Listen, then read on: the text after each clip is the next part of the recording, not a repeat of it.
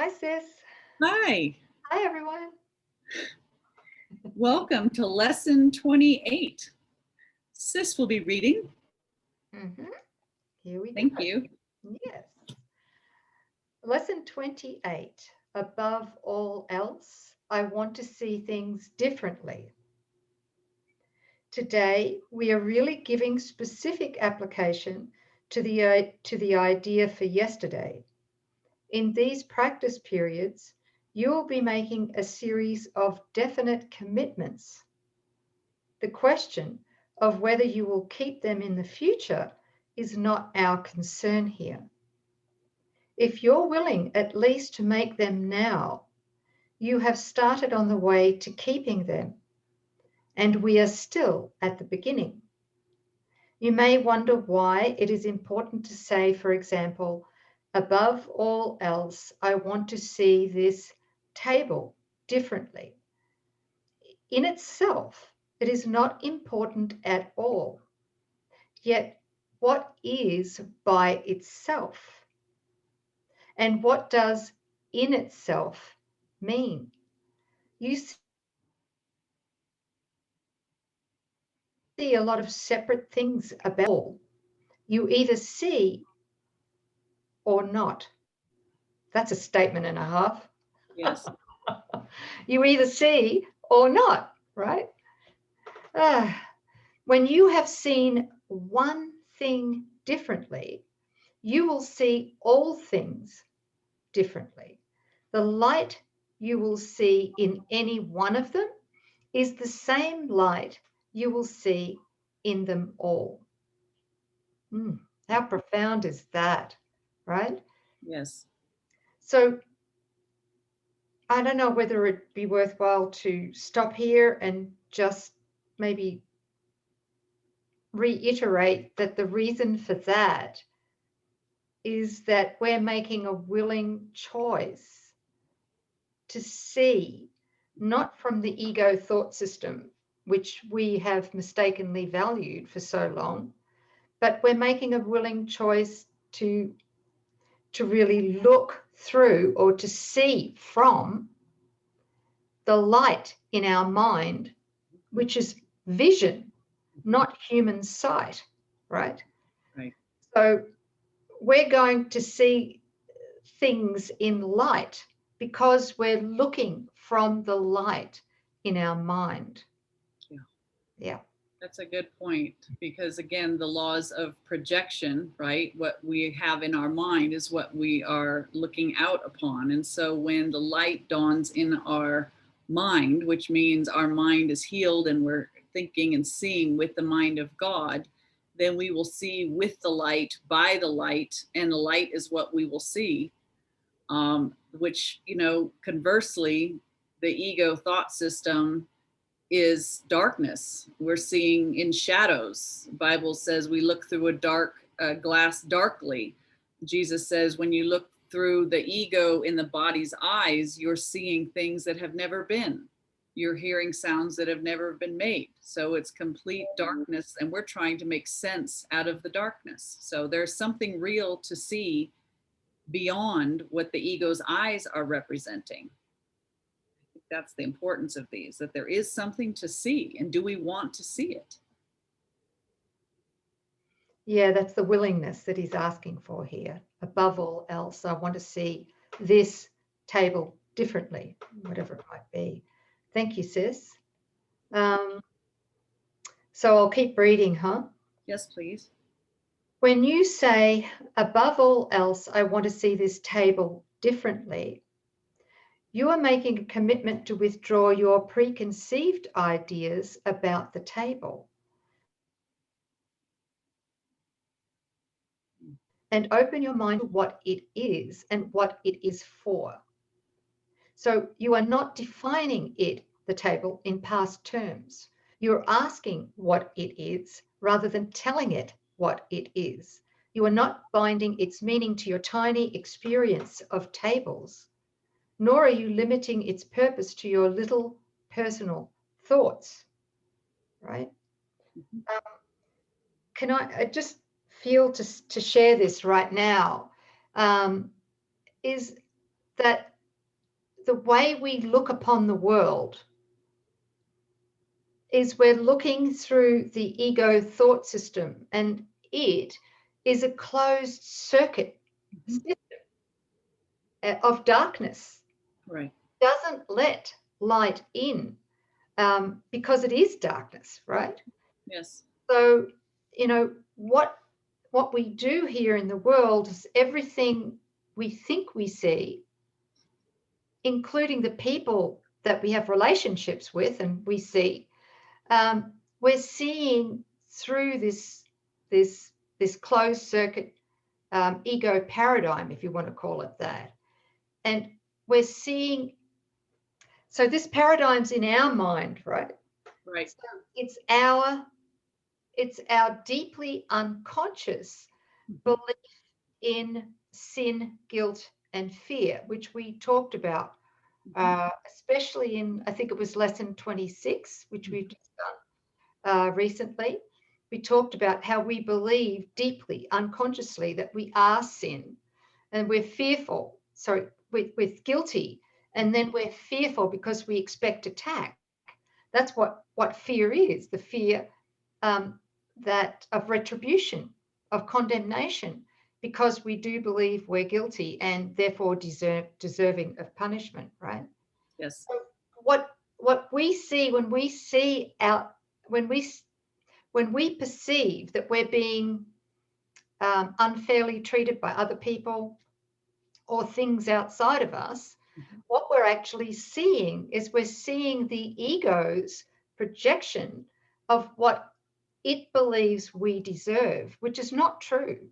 It's all an illusion, right? That's why we need to change our mind with Holy Spirit to be able to start to see through the light in our mind rather than through the darkness, the closed paradigm of the ego thought system. Right. It's not possible to have a little light in the darkness, right? Because what does the light do to the darkness? Wow.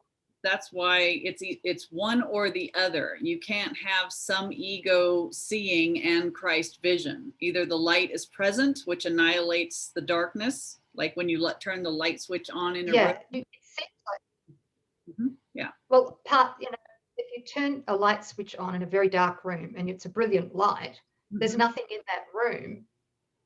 The whole room is going to be light, right? Not partial darkness and partial light. Yeah.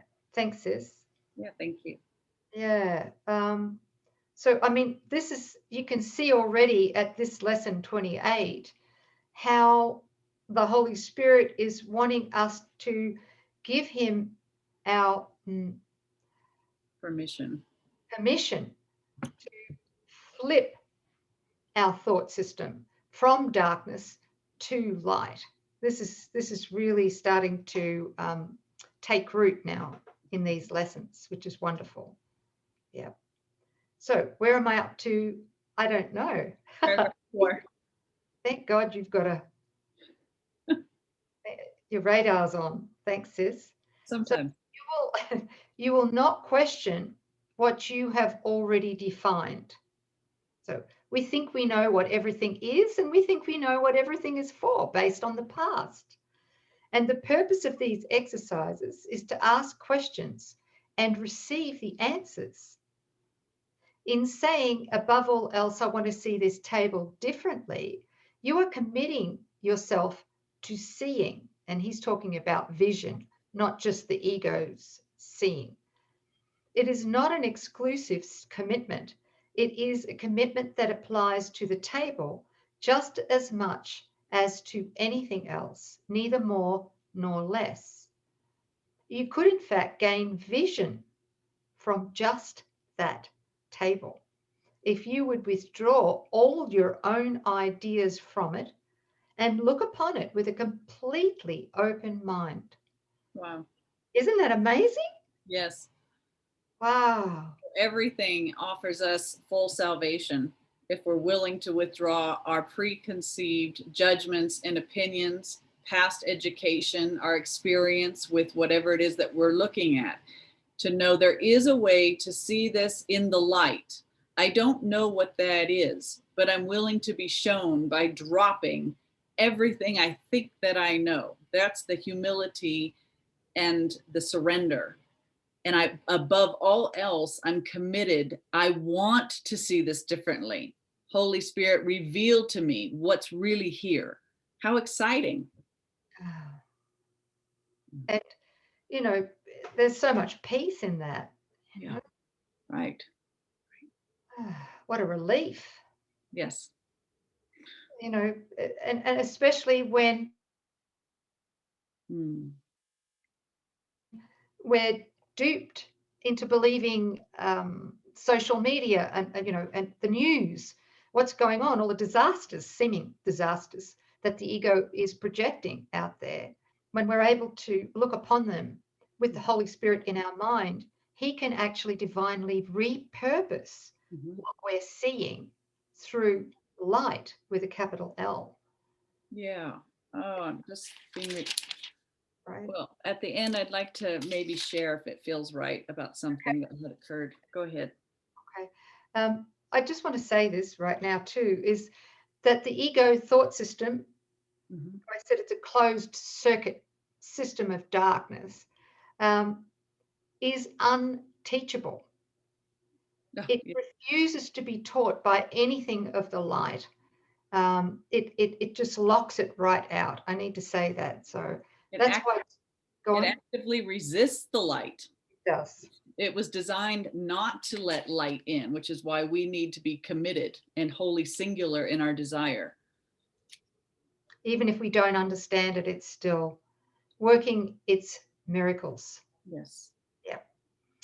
So he says here that, well, I'm still on paragraph 5, I think. It has something to show you. Yeah. It has something to show you, something beautiful and clean and of infinite value, full of happiness and hope. Hidden under all your ideas about its real about it is its real purpose. The purpose it shares with all the universe. Wow, that's pretty big. Yes. In using the table as a subject for applying the idea for today, you are therefore really asking to see the purpose of the universe. You will be making the same request of each subject that you use in the practice periods. And you are making a commitment to each of them to let its purpose be revealed to you instead of placing your own judgment upon it. We will have 6 2-minute practice periods today. Okay, when I first read that, I read 2 6-minute practice periods. So let's just clarify. We will have 6 2-minute practice periods today in which the idea for the day is stated first, okay? And the idea is above all else, I want to see this differently, see things differently. Okay, so the 6 2-minute practice periods today in which the idea for the day is stated first and then applied to whatever you see about you, around you. Not only should the subjects be chosen randomly, but each one should be accorded equal sincerity as today's idea is applied to it, in an attempt to acknowledge the equal value of them all in their contribution to your seeing. As usual, the application should include the name of the subject your eyes happen to light up on or see, and you should rest your eyes on it while saying this: above all else, I want to see this, fill in the blank, differently. Each application should be made quite slowly and as thoughtfully as possible. There is no hurry. There. Yeah, emphasis on this. To see any part of creation truly is to reveal to us the purpose of the universe. That's really exciting. I was reminded of something, and so I don't want to take much time, but want to briefly share that there was a time where a mother sheep had twin lambs. was standing there looking over the fence, enjoying this whole process, you know, and the lamb, one of them head was kind of tilted wrong, and it wouldn't stand up and it wouldn't feed. And I was obviously concerned for it.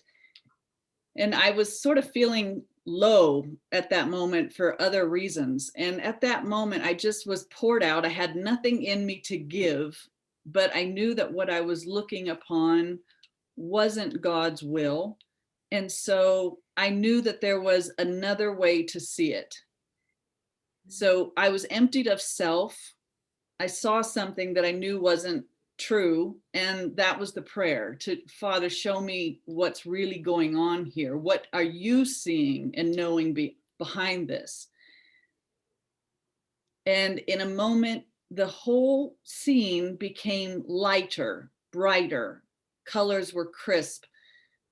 It was just like somebody had just turned the light up, and that little guy just stood up and he started feeding on the mother. And I'll never forget it, because I know that I had nothing to do with it, but it was something about wanting with all my heart to see the truth here. I had no idea how that would, I had no clue what the answer would look like or feel like, or if that lamb would stand, but that was the prayer. And I, metaphysical, is form true? Is there really a lamp? I don't know, you guys, but all I know is that when I was willing to see with Christ's vision, there was perfection to behold. So I hope that encourages all of you to really get a sense of the fruit that's available to us when, above all else, you want to see it differently, because you know that there is a way to see what God is doing behind the darkness. Yeah, thanks. Thank you. That was beautiful. Thank you. Well, it's just in that holy instant when we stop, mm-hmm. right? Mm-hmm. And we really, really join with Spirit in our heart to ask to see what He's seeing. Yeah. Not what the ego is seeing. No, only the ego could see something failing or seeming to struggle, but in that moment, the joy and the light and the harmony and seeing that everything's working as it should gave me the taste of, this is what's available to see. This is the purpose of the universe, God's creation, harmonious creation. So, okay, it's exciting. Thank you, everybody. Thank you. Thanks for reading that. Yeah. Okay, lesson 28. Above all else, I want to see things differently.